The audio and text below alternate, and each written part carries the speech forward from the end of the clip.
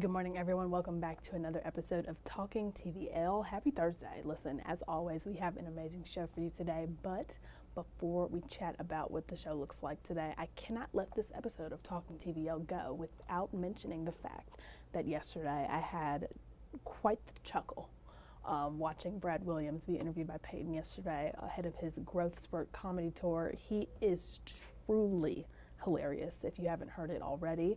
I have the video for you, surprise, so you can look for yourselves just how funny he is. Take a look. Well, whether you've seen him on the stage or on the screen, Brad Williams making people laugh all across the country, and he is bringing that humor straight to Huntsville on September 13th with his Growth Spurt tour. And naturally, we had to get a taste of the fun right here on TVL with a preview from the very man himself. Brad, my guy, welcome to the show. I feel like I don't want to be that person who's like, do something funny, because I'm sure you get that all the time, like as a comedian, but you're just a regular guy, so we're excited to chat with you. I do want to start at the beginning, though. I was kind of reading a little bit online. Career really launched off, I think, at 19, right? In your teen years, you were doing a show with Carlos. Kind of take me back to that kind of opening night and kind of how that then kind of transformed your life from there. Well, great to see you. Nice to talk to you. And yes, only took me 20 years to become an overnight sensation because I'm 41 now. I know I look fantastic. I know it's like you don't necessarily know how dwarves age. It's like you only have two reference points. You have Dinklage and Garden Gnomes. But this is great. Black don't crack, but little is brittle. So I'm doing okay. It started when I was 19 years old. I was in the audience of a stand-up comedy show. The comedian on stage started making dwarf jokes, and the audience around me was not laughing, but the other side were.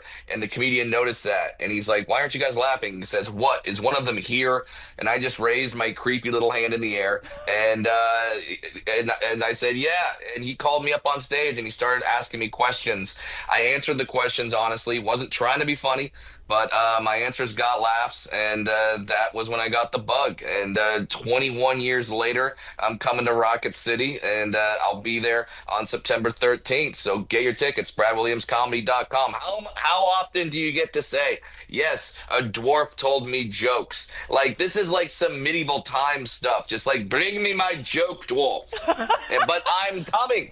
I'm coming to the city. It's going to be great. Okay, Brad, you're already so hilarious, just even this brief chat that we have. I cannot wait to see your show. So I do want to ask, too, would you say, and just kind of based on this, is a lot of your humor kind of like self-deprecating? Where do you kind of channel a lot of your jokes, because you're already such a funny guy?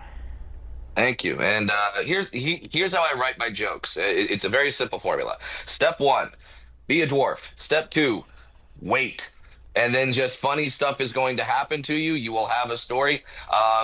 My wife was out of the home last week, and she adjusted the shower head but did not fix it back for me. So last week I had to call a handyman. I had to call a handyman to come into my house. I had to pay him money, legal American tender, to go up to my shower and go, "Eh," just like that, because I didn't want to climb up and like do that, because I don't want to die and the headline is he fell trying to adjust the shower head. Brett, So I paid a handyman. successful as you, when you got the dough rolling in, because you're just such a funny guy, you pay people to do anything. Like, I mean, I don't care how minor of a task it is. Like, you're like the guy who's like, send in the shower fixer, right? Because you don't have to lift a finger. Yes, I do want to ask. Exactly. You mentioned your wife too. I want to chat a little bit about your life personally. I think you married a Taekwondo instructor, and you have a child now. How does that kind of shape your humor, being a dad? I feel like that's going to be a whole new world for you. Yeah, being a dad, definitely the material kind of comes fast and furious there. Yes, my wife is a fourth Dan black belt in Taekwondo. We also own two pit bulls in the house. Wow. So when people say, "How do you sleep?" I say, "Very well." It's great. Something goes bump in the night downstairs. I'm not going down there to check it out. She's going down there to check it out. I just sit back. And yes, we have a daughter together. We have a 5-year-old. She's the best of both of us. My wife is Chinese. I'm a dwarf, and you want to know what happens when Chinese and dwarf mix together? The child is an emoji. Okay, we gave birth to an emoji.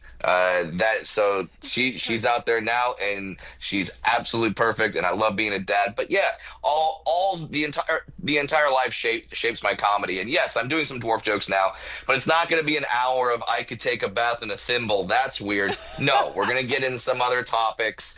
I'm going to talk about other things. It's not going to be all dwarf jokes. I can tell you one thing I will not talk about is politics. I do Okay. not get into it. I'm not smart enough. If other people want to, fantastic. But I'm just going to have people of all shapes, sizes, creeds, and colors all in the same place at the same time thinking the exact same thing, which is dwarves are funny.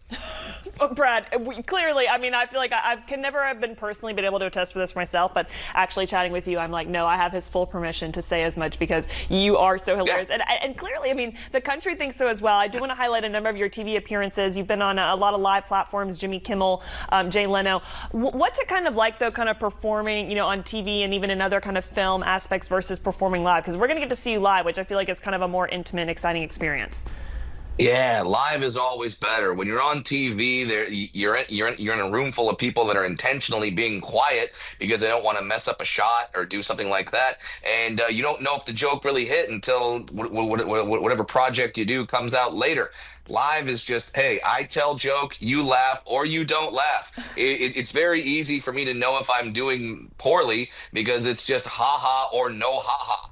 And if I get no ha-has, I have to adjust. Thankfully, that's not happening. It hasn't happened for a while, and the tour's been going great. I'm a little biased, but personally, I think this is my most exciting show ever. So if you've ever seen me perform before, or maybe just some clips on Instagram, just know this is the show I'm really excited about, and I'm happy to bring it to Huntsville. This is the show to see. Brad Williams, my guy, thank you for taking the time. We know that you're so busy and so talented, so appreciate you keeping time for little us here on TVL. But again, we'll stress Brad Williams coming to Huntsville September 13th. You heard it here for himself. This is the show to see. You can get your tickets over at vonbrauncenter.com. But for now, Brad, my guy, don't forget us. I'm going to call you up and be like, hey, do you remember us? And you're going to be like, oh, we're not those people just to send in No, your ears. never. Like, I've been personal coming to friends.